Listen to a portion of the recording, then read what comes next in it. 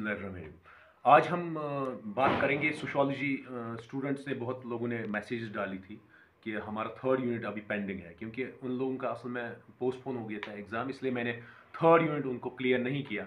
आज मैं उस पे बात करूंगा थर्ड यूनिट में क्या क्या है। वो सैम्पलिंग है, डेफिनेशन सैम्पलिंग की और सिग्निफिकेंस क्या है सैम्पलिंग की। उसके बाद दो टाइप्स आते हैं, प्रोबेबिलिटी एंड नॉन प्रोबेबिलिटी, और उसके फिर फर्दर डिविजन्स है।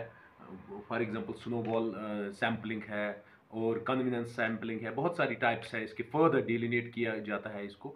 और उसके बाद उसमें सिग्निफिकेंसेस क्या है, इंपॉर्टेंस क्या है सैम्पलिंग की, और एडवांटेजेस और डिसएडवांटेजेस। इसको मैं अब एक एक करके ना स्लाइड में एक एक करके आपको एक्सप्लेन करूंगा।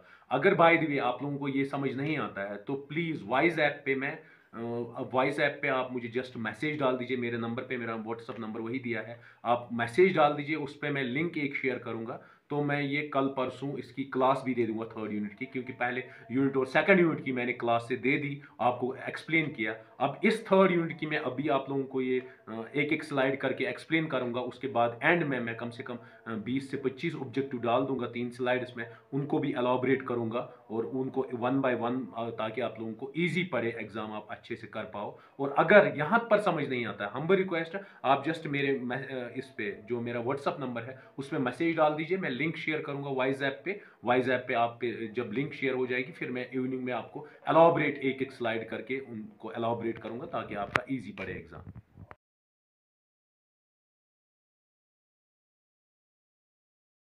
सबसे पहले हम डिफाइन करेंगे सैंपल क्या होता है। सैंपल एक स्मॉलर सेटअप डेटा होता है जो रिसर्चर चूज़ करता है, सिलेक्ट करता है, लार्ज पॉपुलेशन का एक ग्रुप ले लेता है, उसमें छोटे सेटअप डेटा सिलेक्ट करता है। और ये जो इसके इंपॉर्टेंट एलिमेंट्स क्या है, सैंपल पॉइंट है, सैंपल यूनिट्स है एंड ऑब्जर्वेशंस है। अब है सैंपलिंग क्या होती है।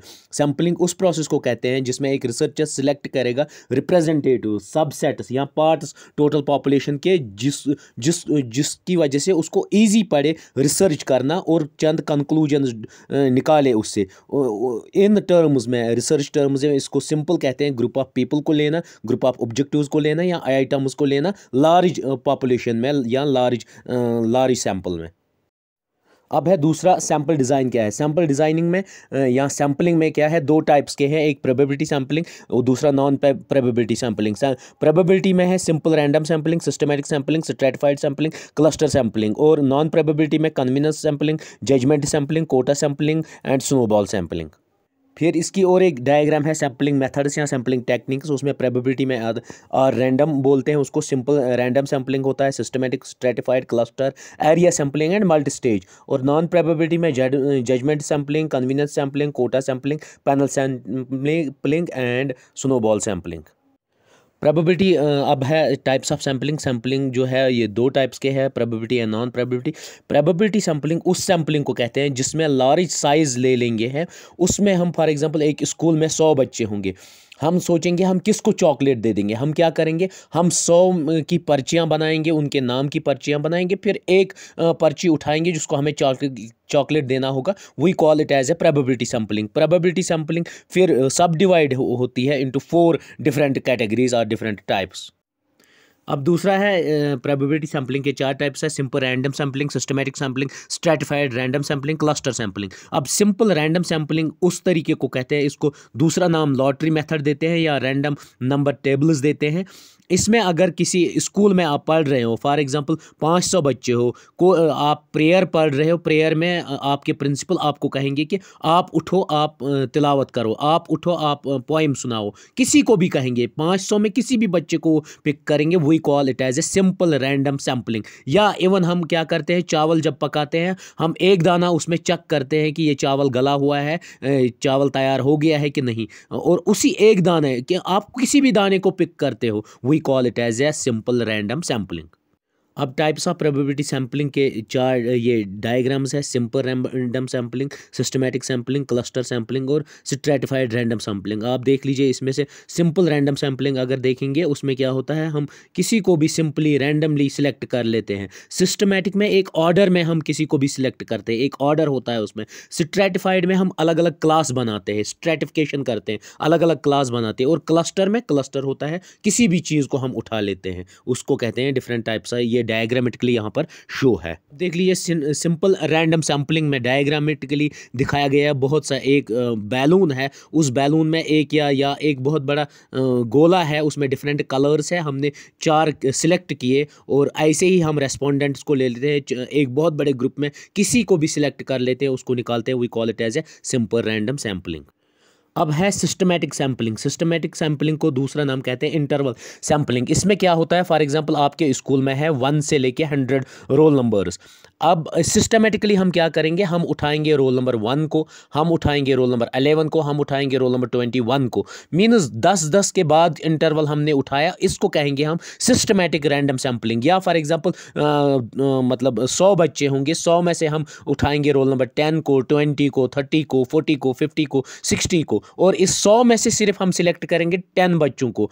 उनको कहेंगे आप आउटिंग के लिए जाओ, आप ये करो। We call it as a systematic sampling. और उसके बाद है स्ट्रेटिफाइड रैंडम सैम्पलिंग। स्ट्रेटिफाइड में हम क्या करते हैं, हम पूरी पॉपुलेशन को डिवाइड करते हैं। या फॉर एग्जांपल आपके स्कूल में होंगे, हम बॉयज़ को अलग करेंगे, गर्ल्स को अलग करेंगे, फिर उनमें एज ग्रुप अलग अलग करेंगे, उसके हिसाब से या जेंडर के हिसाब से, रेस के हिसाब से, एजुकेशन क्वालिफिकेशन के हिसाब से हम अलग अलग करेंगे, फिर सिलेक्ट करेंगे। We call it as a stratified random sampling. अब देख लीजिए स्ट्रेटिफाइड रैंडम सैम्पलिंग की एक डायग्राम है। इसमें अलग अलग कलर है, ब्लू है, रेड है, ब्लैक है और ग्रीन है। अब इन चारों में से हमने इस मतलब ऑरेंज कलर में एक सिलेक्ट किया, ब्लैक में एक सिलेक्ट किया, रेड में एक सिलेक्ट किया, उसको कहते हैं हम स्ट्रेटिफाइड रैंडम सैम्पलिंग। अब क्या है क्लस्टर सैम्पलिंग। क्लस्टर सैम्पलिंग में हम क्या करते हैं, हम बहुत सारी पॉपुलेशन जो होती है, जो आइडेंटिफाइड, जो सिर्फ टारगेट पॉपुलेशन होती है, उसको हम निकालते हैं और उसके ज़रिए हम सैम्पलिंग करते हैं, उसको हम कहते हैं क्लस्टर सैम्पलिंग। और ये इम्पॉसिबल होता है क्योंकि हमें नंबर टोटल पता नहीं होता है इसमें, और इसमें टारगेट बहुत लंबा होता है, हमें नहीं पता होता है। फॉर एग्जाम्पल अगर बहुत सारे कश्मीर के बच्चे जाते हैं बाहर पढ़ने के लिए अलग अलग स्टेट्स में, इंडियन एजेंसीज़ क्या करती हैं, उनको पता ही नहीं होता है कितने बच्चे यहाँ पढ़ रहे हैं, तो वो क्या करते हैं, वो अलग अलग स्टेट्स में वो कैलकुलेट करते हैं, इस स्टेट में कितने हैं, इस स्टेट में कितने हैं, इस स्टेट में कितने हैं, तो उनको टोटल करके हमें पता चलता है। We call it as a cluster sampling. या बाहर से बिहारी यहाँ काम करने आते हैं, हमें पता नहीं होता है किस डिस्ट्रिक्ट में कितने बिहारी है, तो उस पॉपुलेशन को हम आइडेंटिफाई करते हैं, टारगेट करते हैं, फिर कैलकुलेट करते हैं कितने टोटल बिहारी यहाँ आए थे। उसके बाद अब एडवांटेजेस ऑफ प्रोबेबिलिटी सैम्पलिंग है कि ये ईजीली है जनरेट करना। इसके बाद इसकी ऑल दो लेस स्कोप है लेकिन बायसनेस है इसमें। उसके बाद एरर जो आते हैं वो सिस्टमेटिक एरर्स आते हैं क्योंकि इसमें अनबायस्ड सिलेक्शन हो जाती है। अब दूसरा है नॉन प्रोबेबिलिटी सैम्पलिंग। इसका कैटेगरी सबसे पहले जो है कोटा सैम्पलिंग, और इसको दूसरा नाम है डायमेंशनल सैम्पलिंग, जिसमें पीपल को रैंडमली मतलब नॉन रैंडमली हम उठा लेते हैं। और उसके 2 टाइप्स है, एक प्रोपोर्शनल कोटा सैम्पलिंग, दूसरा non proportional. Proportional quota sampling में हम क्या कहते हैं, हम सैम्पल साइज़ ले लेते हैं एक प्रपोर्शनेट करके, मीन्स इक्वल इंटरवल्स पे हम ले लेते हैं पॉपुलेशन। और नॉन प्रपोर्शनेट में क्या होता है, हम मिनिमम नंबर लेते हैं सैंपल का और उसी पे रिसर्च करते हैं। उसके बाद दूसरा टाइप है इसका convenience sampling. Convenience sampling is also known as accidental sampling, उसको कहते हैं ग्रैब सैम्पलिंग कहते हैं, अपॉर्चुनिटी सैम्पलिंग और हैफर्ड सैम्पलिंग। इसमें एक रिसर्चर क्या करता है, चूज़ करता है रेस्पोंडेंट को, वो उठाता है जहाँ से उसकी मर्जी हो जाए वहाँ से वो उठाएगा। We call it as a convenience. वो उस पर निर्भर करता है वो कहाँ से उठाएगा। और ये मोस्टली किस में होता है, फॉर एग्जांपल अगर हम मॉल में चंद चीज़ें खरीदने जाएं, ये उसकी कहानी, वहाँ देखेंगे टोटल कितने मेंबर्स काम कर रहे हैं, या स्कूल कैंपस में हम देखेंगे जो हमें फिर इजी लगेगा तो उससे हम बात करेंगे, उसको हम कहते हैं। और ये सबसे चीप और बेस्ट और क्विक कलेक्शन ऑफ डेटा इसके थ्रू हम करते हैं, कन्वीनियंस सैम्पलिंग के थ्रू। अब देख लीजिए आप अलग से कोटा सैम्पलिंग की अलग अलग देख लीजिए। यहाँ से मैंने 2 उठाए, मैंने फिर फर्दर डिलीनेट किया, फिर यहाँ से 2 उठाए, ये यहाँ से 1 उठाए। डायग्राम में आप देख लीजिए, इजीली ये समझ आ जाएगा कि कोटा सैम्पलिंग होती है।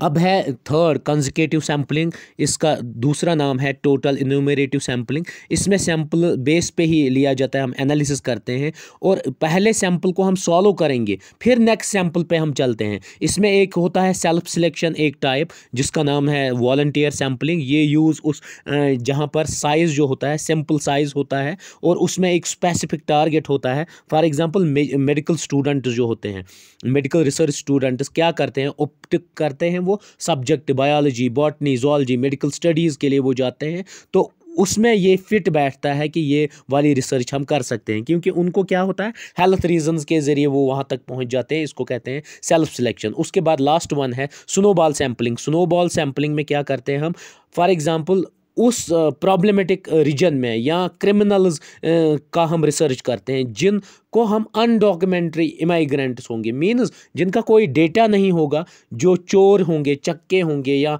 जिनका मतलब हाउसलेस इंडिविजुअल्स होंगे, उनका कोई अता पता होता ही नहीं, उनका कोई रिकॉर्ड नहीं होता है। उसमें हम क्या करते हैं, उनका रिकॉर्ड जानने के लिए हम एक सैम्पलिंग करते हैं, उसको हम स्नोबॉल कहते हैं कि वो एक जगह मिलता है, एक दूसरी जगह एक मिलता है, तीसरे क्रिमिनल का हमें पता ही नहीं होता है, क्योंकि उनका वेल डॉक्यूमेंट्री या वेल वो एक लोकेशन उनकी नहीं होती है। We call it as a snowball sampling. अब देख लीजिए कन्वीनियंस सैम्पलिंग में जो हमें क्या दिखता है, यहाँ पर रिसर्चर जो है सेंटर में बैठा है, इसको जो जो बच्चा नज़दीक लगा, कन्वीनियंट लगा, उसने उससे क्वेश्चन पूछा और रिसर्च करना शुरू किया।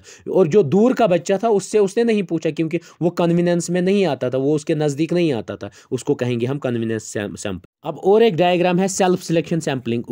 उसमें क्या करता है रिसर्चर, उसमें वो खुद ही डिसाइड करता है मुझे किस बंदे के पास जाना है, उससे क्वेश्चन करना है। ये और एक डायग्राम है। इस डायग्राम में देख लीजिए रिसर्चर किसी को भी बुला सकता है, उसको पूछ सकता है क्वेश्चन, इससे पूछ सकता है या दूसरे से पूछ सकता है। अब देख लीजिए एडवांटेजेस ऑफ सैम्पलिंग क्या है। Number first advantage, reduce cost करता है, ग्रेट स्पीड होती है, इसकी डिटेल्ड इन्फॉर्मेशन होती है, प्रैक्टिकल मेथड्स होता है और मच ईजियर हो जाता है। ये एडवांटेज होगी। डिसएडवांटेज क्या होता है, चांसेस होते हैं बायसनेस के, क्योंकि हम एक से पूछ सकते हैं दूसरे से नहीं। डिफ़िकल्टी आती है इसमें रिप्रेजेंटेशन की, नीड होती है, सब्जेक्ट नॉलेज कम होती है। अब है आपके objectives. Number first objective, which of the following is true about sampling. इसमें आएगा all the above answer. Question number 2, sampling cases means, तो sampling of people, newspapers, television programme, B part answer आएगा। Question number 3, the aggregation of the units pertaining to the study is called, उसको population और universe कहते हैं। Question number 4, an member of the population is called, उसको element कहेंगे। Question number 5, the population is to be sampled is divided into units which are known as, उसको sampling unit कहेंगे। Question number 6, a complete survey of population is called, उसको census कहेंगे। अब है question number 7, probability sampling is also known as, उसको univariate analysis कहते हैं। Which of the following is not a probability sampling, not a probability है तो उसको कोटा सैम्पलिंग कहते हैं। Question number 9, which of the following is not a non probability, non probability में cluster, यहाँ पर नॉन लिख लीजिए, ये मिस हुआ है, इसमें नॉन आएगा, non probability sampling. Question number 10, judgement sampling is also known as, उसको पर्पसिव सैम्पलिंग कहते हैं। Sampling which provides for non zero chances of selection, उसको हम कहते हैं प्रोबेबिलिटी सैम्पलिंग। उसके बाद stratified sample is issued when population is stratified sampling is used when population is heterogeneous. Question number 13 है non probability sampling is used with the aim of, इसमें आएगा all the above, aim जब होगी all the above आएगा answer D part. Which of the following would require the largest sample size, तो cluster sampling में होता है। Question number 15, an example of probability sampling is lottery sampling, probability sampling को कहते हैं। Question number 16, sampling error is present only in sample survey ही में होता है ये। Question number 17, non sampling error is present in sampling में भी होता है, सेंसस में भी, means both of the above आएगा इसमें। उसके बाद है इन विच sampling population is divided into different strata and sample is taken from different strata, उसमें आएगा stratified sampling।